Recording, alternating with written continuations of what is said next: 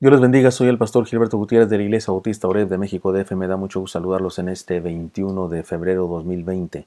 Apocalipsis para niños es nuestra serie y estamos en el devocional número 52. Iniciamos una nueva enseñanza, un nuevo pasaje de estudio, claves para interpretar la historia, se llamará esta serie de devocionales basados en Apocalipsis capítulo 6. ¿Qué es lo que está pasando? Nos preguntamos a menudo. ¿Hasta dónde va el mundo? ¿Qué sigue? ¿A dónde iremos a parar? Especialmente nos preguntamos esto cuando pareciera que todo es un caos. Y bueno, en nuestro país eso dicen algunos, todo el tiempo parece eso, o a menudo parece eso. Cuando sufrimos o sencillamente cuando nos parece que las cosas no van bien. Y hemos dicho que los cristianos que recibieron el Apocalipsis tenían muchas razones para preguntarse estas cosas.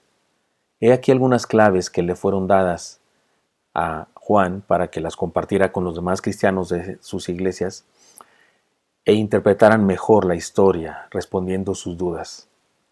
En este pasaje encontramos elementos del capítulo anterior. El libro que representa el destino de la humanidad finalmente es abierto.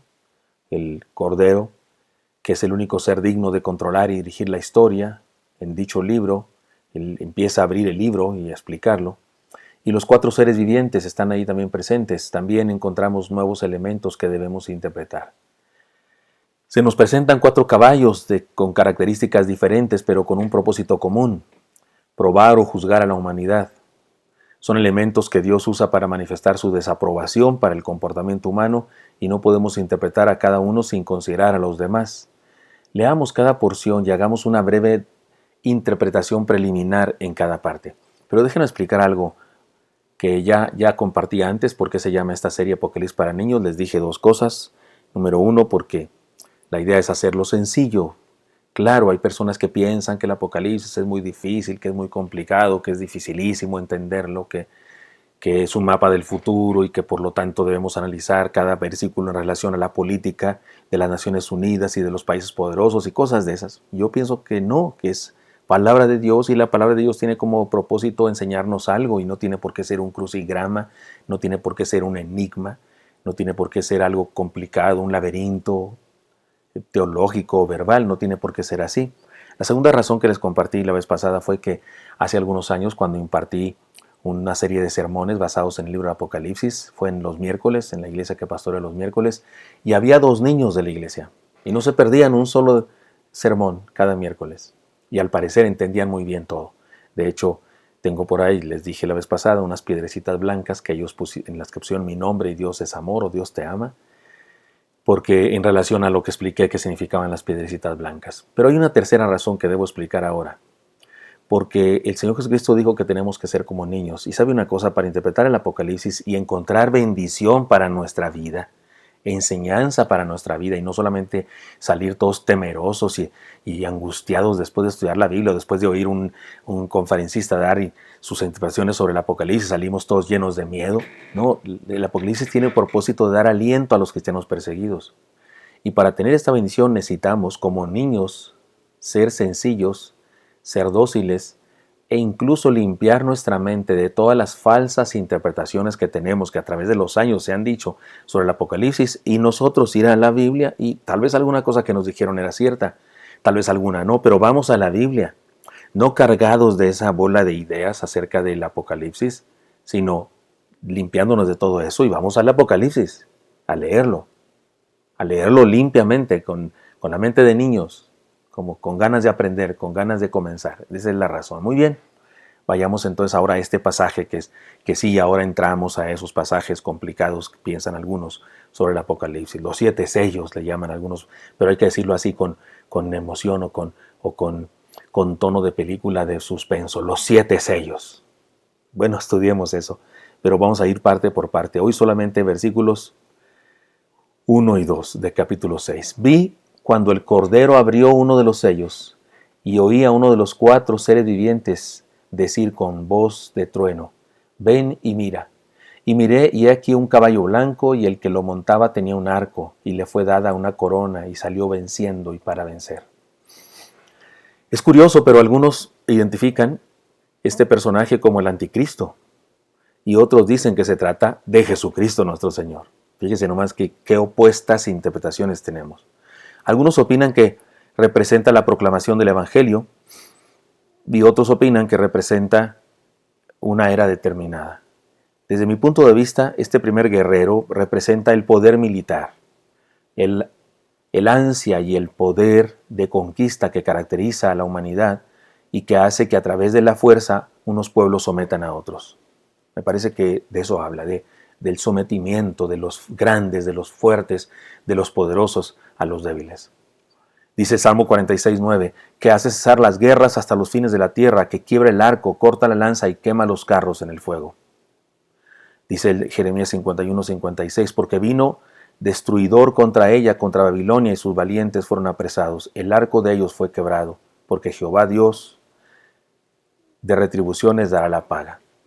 En los dos casos estos pasajes hablan de eso, del dominio, del poder, del dominio de los poderosos que ejercen sobre los menos fuertes, sobre los pobres, sobre los desvalidos o sobre los que no son poderosos como ellos, ejercen dominio y manipulación.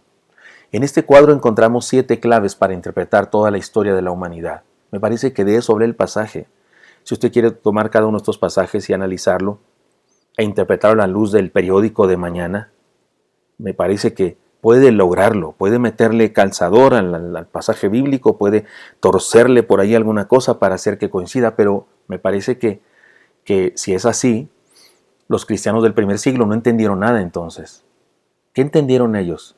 Me parece que entendieron algunas claves para interpretar mejor lo que estaba pasando en el mundo, para interpretar mejor su historia y no llegar a la conclusión de que estaban perdiendo, no llegar a la conclusión de que estaban siendo derrotados, no llegar a la conclusión de que la iglesia iba a desaparecer.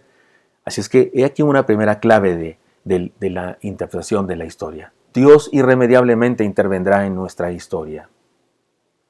La historia tiene un fin, ya lo hemos dicho antes, es lineal, no es cíclica, la historia es lineal. No caminamos hacia la destrucción final, sino a la consumación de un plan divino. Dios pondrá las cosas en su lugar, es decir, recordemos que Él fue el león y el cordero, el Señor Jesucristo fue el león y el cordero, el león poderoso de la tribu de Judá, pero también el cordero inmolado, que con su muerte en la cruz venció. Su poder fue el sacrificio, su poder fue el amor. Es decir, el poderoso Señor que venció con su entrega, el que tiene todo el poder para gobernar con justicia y dirigir la humanidad.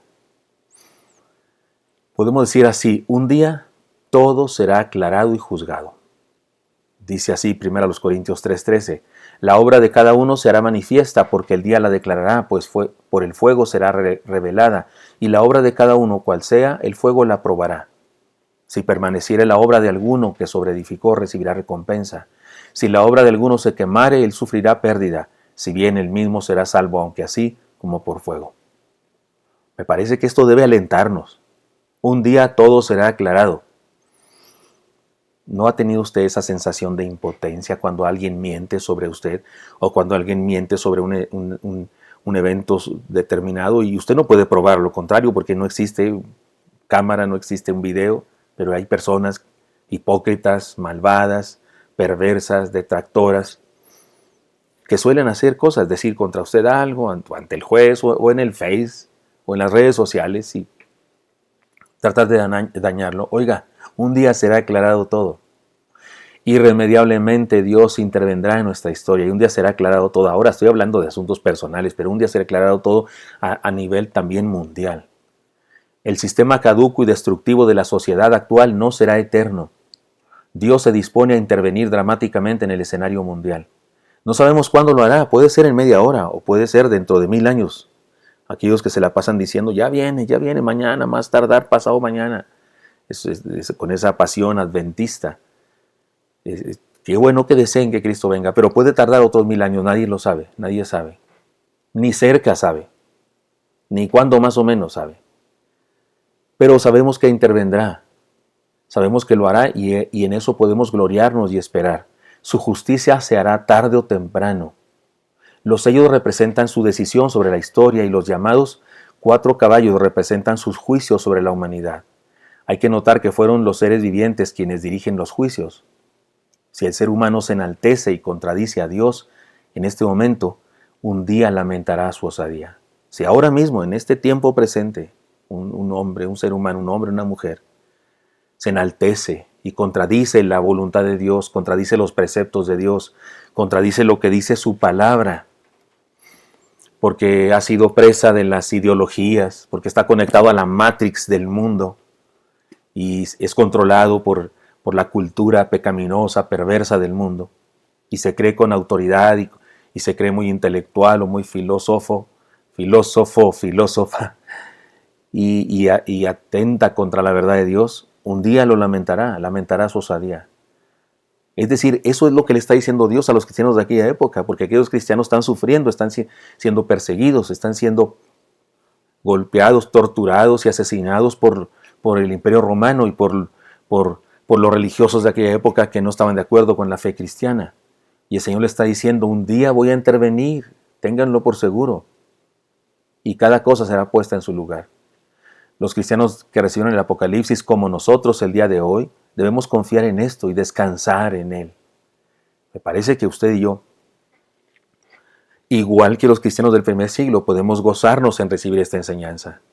Debemos esperar pacientes el día de su intervención, pero tengamos por seguro, Él intervendrá.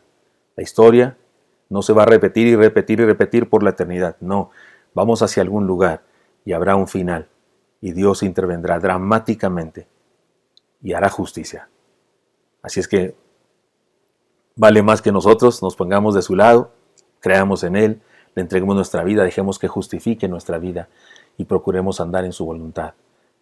Y cuando caemos porque no lo logramos, nos levantamos y lo volvemos a intentar, porque santo no es el que nunca cae, sino el que siempre se levanta. Así es que, hermanos míos, debemos esperar pacientes el día de su intervención. Espero que esto sea útil para usted y me encantaría encontrar el día de mañana. Hasta pronto.